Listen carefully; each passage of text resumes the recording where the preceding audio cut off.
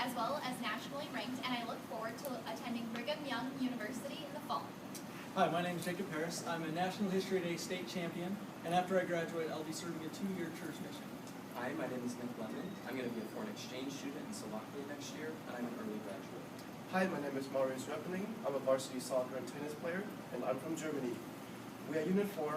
Our teacher and coach is Holly Karchner, and we are covering how the values and principles embodied in the Constitution have shaped American institutions and practices.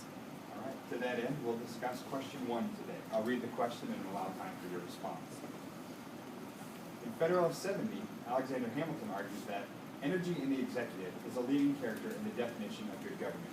Do you agree or disagree? Why? What evidence can you offer to support your position? How would you describe energy in the executive, and what are its essential ingredients? How would you define a feeble executive? In what ways might a feeble executive be as dangerous as an overly energetic one, and why? Alexander Hamilton envisioned an executive endowed with the requisite qualifications of ability and virtue, as well as energy, a leading characteristic of good government. Hamilton envisioned leadership at its finest, a man who would symbolize the best traditions and values of the country while providing effective leadership, infused vision and a sense of significance into the enterprise of the nation. Hamilton believed once a bill had been debated and completed the complicated process of becoming a law, the law should be acted upon quickly, hence the term an energetic executive. Hamilton also argued it is not the place of the executive to redebate a bill, as this responsibility belongs to Congress as outlined in Article 1. Without the ability to enforce laws effectively, the national government will fail in its duties, allowing domestic and international affairs to suffer. Therefore, we agree with the initial statement by Hamilton, understanding the framers' expectation of Washington to serve as the nation's first executive. Washington was fully aware of his responsibility to carry out the promise of the Constitution, as a document does not enforce itself. He appreciated his role to create customs, traditions, and precedent to fill out the vagueness apparent in Article 2. By suggesting the new president be energetic was suggesting the image of Washington, who not only had a commanding presence, but also optimism, vision, and a devotion to civic duty, an executive dispersing legitimacy and credence to a fledgling country. Obtaining the essential ingredients for the most effective executive, however, is deemed near impossible today. As Americans, we expect from our presidents, according to scholar Thomas Cronin, an agreeable amalgam of Lincoln, the Roosevelts, Churchill, Mandela, Mother Teresa, and the Terminator. An energetic executive should bring out the best in us as individual citizens while bringing us together as a country. And in order to form a more perfect union, the president should establish justice, domestic tranquility, and a common defense, while promoting the general welfare, thus securing the blessings of liberty. Superhero expectancies in one mortal.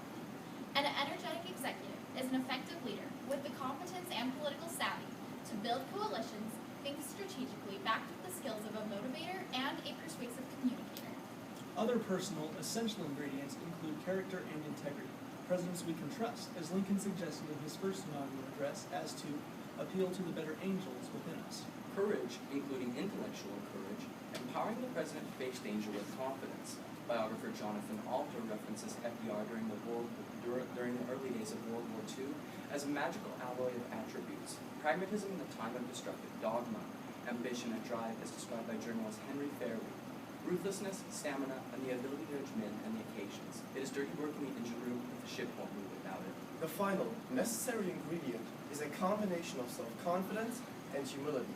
We want a president who understands not only their strengths, but also their weaknesses. The balanced president understands the necessity of thinking less about him, while not thinking less of himself. Conversely is the feeble executive. As defined in Federalist 70, Hamilton argues, a feeble executive implies a feeble execution of the government. A feeble execution is but another phrase for a bad execution, and a government ill executed, whatever it may be in theory, must be in practice a bad government.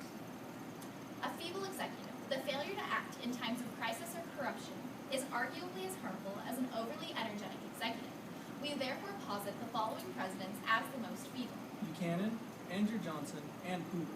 The overarching feebleness of these presidencies was passivity or inaction in the face of great historical challenges, and in the cases of Grant and Harding, corruption and ineptitude within their own administrations, which rings true the warning of James Madison. An enlightened statesman will not always be a thing.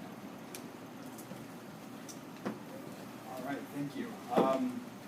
Let's add to the superhero expectations. The framers' intent was also that the executive would be above partisan politics. Do you think that we've met those framers' intents and our president is nonpartisan? Well, first, I'm going to disagree a little with the framers' intent of actual nonpartisanship, because if you specifically look to the Jeffersonian crisis, Thomas Jefferson is the one who sparked political parties in the first place. In which case, when they're trying to pack the courts with specific justices and lead the executive into a specific party, then Jefferson wasn't immune to this either. I would argue every branch of government has partisan issues, and especially the presidency nowadays, modern days, we're so concerned about what political party these people are part of. And I think everyone is subject to these, whether you're a liberal or a conservative, you're subject to these political views. I would argue it is definitely a partisan issue, especially in the presidency, because the president has the power to influence the politics of America through appointing Supreme Court justices. Some presidents, for example, President Carter, which was considered feeble, did not appoint a single justice, therefore his influence was very little. Other presidents appointed 2 or 3 justices, and therefore had influence up to 30 years after their presidents. And just to add to that, the president's political influence has extended to all the branches of government. So you have the judicial branch with Supreme Court appointments. You also have the legislative branch with the veto, which is outlined in Article 2 of the Constitution. But also you've had stymie statements and line-item vetoes, which has given the president more political power. But finally, bringing this back to your original question, the spark of politicization, especially since 1964, when the Voting Rights Act decreased the amount of Northern and Southern Democrats into essentially one party of Democrats, that created this politicization that's gotten worse and worse and worse, and has effectually turned the president into an overarching power.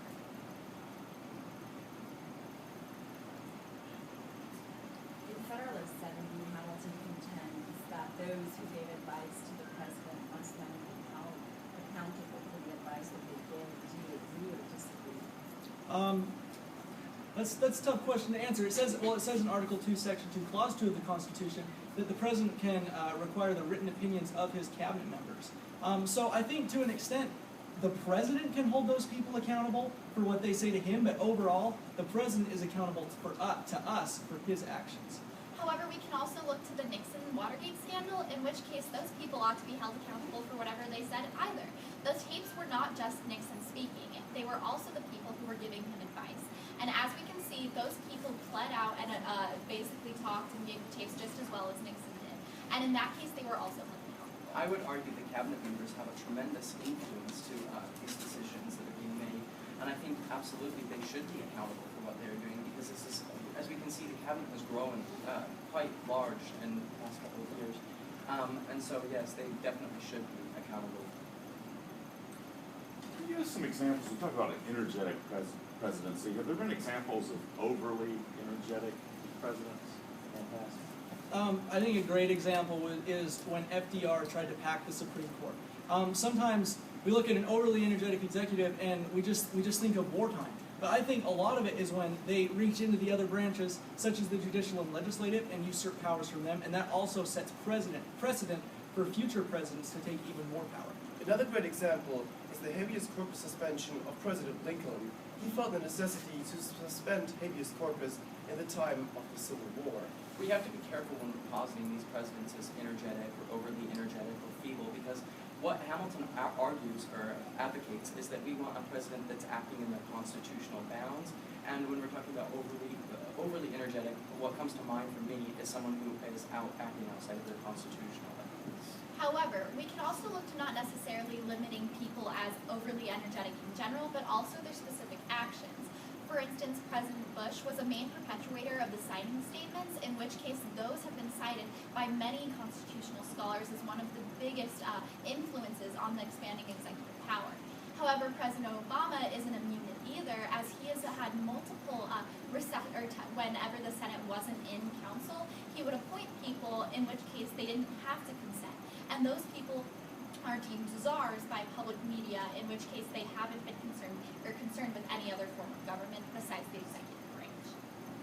We're talking about overly energetic is when you reach into another branch. What about an executive order, for example? should the president have that as an option? Generally, scholars once noted, the stroke of a pen, law of the land. So you skip the legislative process. Yeah, executive orders have been a big source of presidential abuse. Over 10,000 executive orders have been issued, and only 2 of them have ever been stopped. Only 2. And so I think, and an obvious example is the Japanese internment camps. That was the most obvious example of an executive order overstepping its bounds. I think executives should have this ability of executive orders, but like my teammate stated, they often go unchecked. And I would like them to be checked more often, and then I would be more comfortable with the executive. If we look to executive orders, most people see the executive orders as a bad thing because, for example, Executive Order 9066 called for the internment of all Japanese people living on the West Coast. But another good example is when the shooting in Connecticut occurred, President Obama issued an executive order to give a special spotlight to existing laws that he wanted the law enforcement to pay attention to. All right. Time. Thank you very much.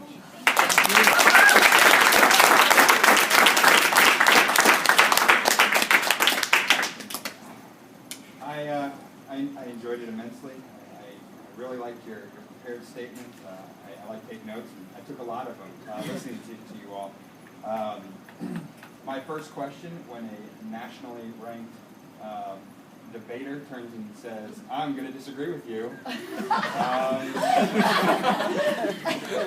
I'm the same way. I'll be back. So,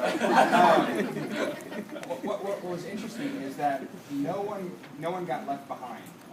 You are all well spoken and depth and breadth, and so and no one just kind of sat there and felt, man, they're saying everything else. I really appreciated what each of you brought to the table and added to each other. So wonderful job. Thank you very much. I agree. I'm clearly well prepared. You had a great energy for your intensely.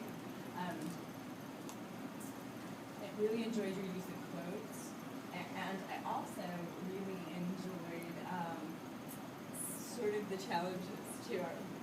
You had some challenges to our questions, and that's very impressive. I especially enjoyed the let's be cautious of labeling, because there's what we're really trying to identify something apart from a label. I concur. It's just an exceptional job. The participation was outstanding. In your opening statement, one of you referenced Washington as having a commanding presence. I thought all 4 of you had a commanding presence here today. Too big of a head. So it really was a great pleasure for us to listen to you, and thank you so much. I can't imagine how many hours you put in on your study of the Constitution, but we can all only hope that you'll continue your study and appreciation of constitutional principles. And thank you very much. Thank you.